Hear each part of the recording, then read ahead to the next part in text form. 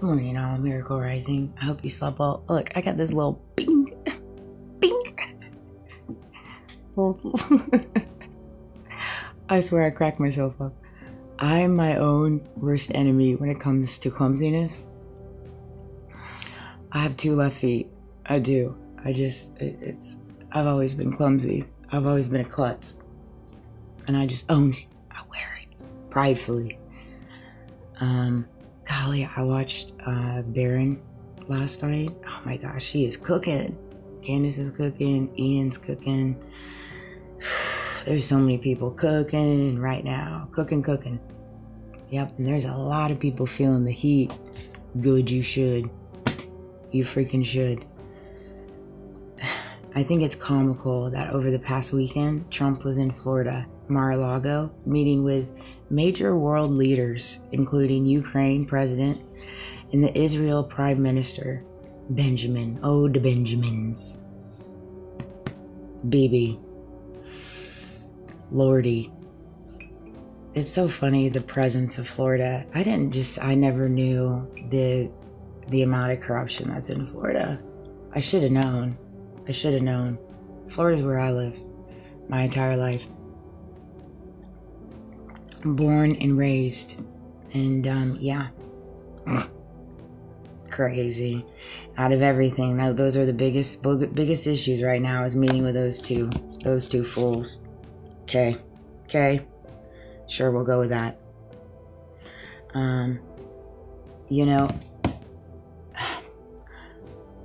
Dispelling a rumor by transparency and moving in truth. How do you dispel a rumor?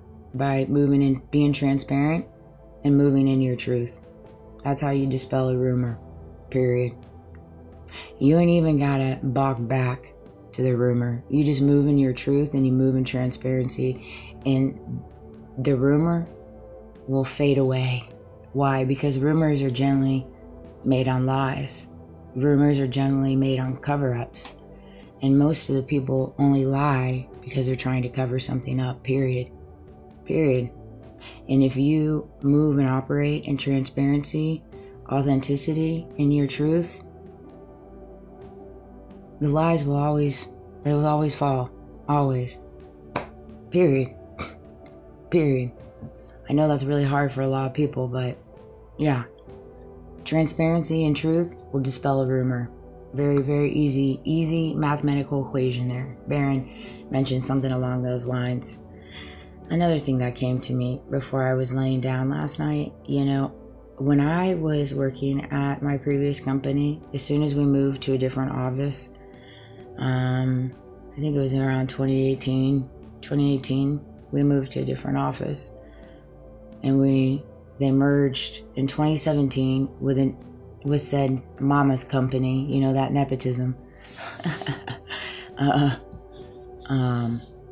so we merged to another company. I lost all of my benefits up until that point, all my time off, everything. I started fresh as a new employee, which kind of bothered me. But at that point, around that time frame, is when I moved to salary.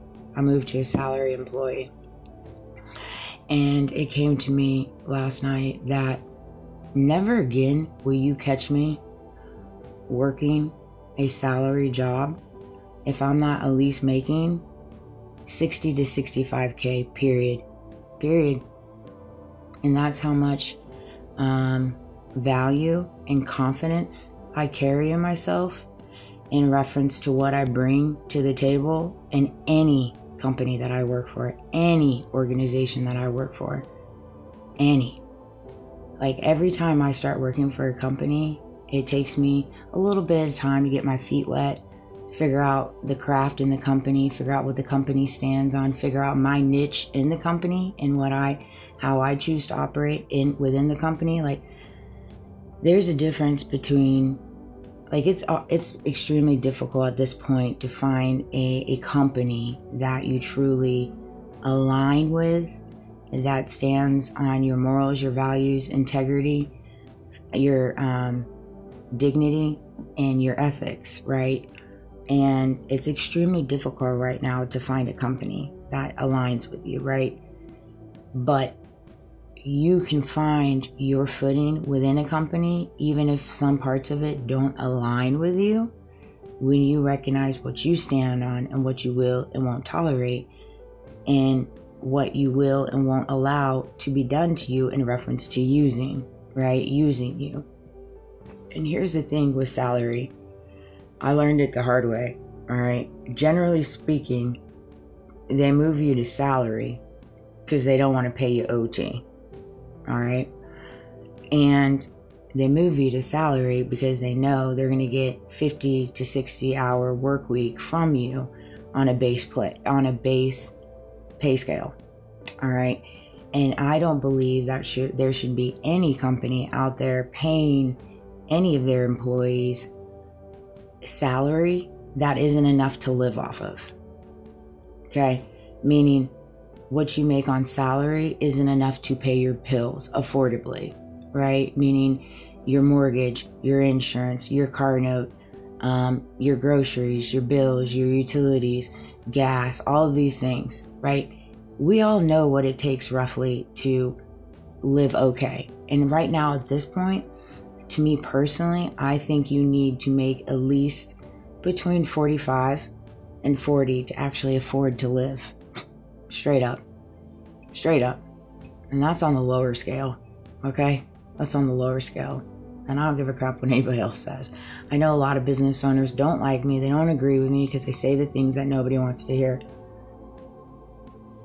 Because they enjoy flying on their private jets. They enjoy the fruits. They enjoy having prevalent, investments and investment homes and all this stuff, while their people are scrounging to pay their bills. Okay, and that's even in that's even in government jobs. That's in the medical industry. That's in the school district industry. That's in the military. I mean, you got these people that go into the military, first sign up, their ease, whatever, and they can't even afford to live. Okay, the whole entire scale is messed up. It's messed up. But you need to be mindful of your worth and your value. And it just came to me because I was thinking about it, because there is no reason by the time I resigned that said company, I should have been making dang near close to six figures based off what I did every single day and what I was doing and when I was on the verge of building what I'd already built. Okay. And if I didn't do what I did, then why'd you go back and delete all the emails from said owners saying, thank you for building our brand. Thank you for building our division. Came out of the horse's mouth. The horse's mouth. Okay. And I got proof of it. So if is not true. All right. I should have been making six figures, period, or dang near close to it. And let me tell you, I was not anywhere in that wheelhouse. Okay. And see, this is the thing. And that's why there's no reason why people should be working 60 hours a work week when they don't even have enough money to pay their bills. It's taken away from their family. Like, I know what that feels like, and I'll never do that again. I'm fine with hourly. I'm fine with being at the bottom of the totem pole when at least I can carry my sanity and I'm not getting washed. I'm not getting used on the other total land of the spectrum.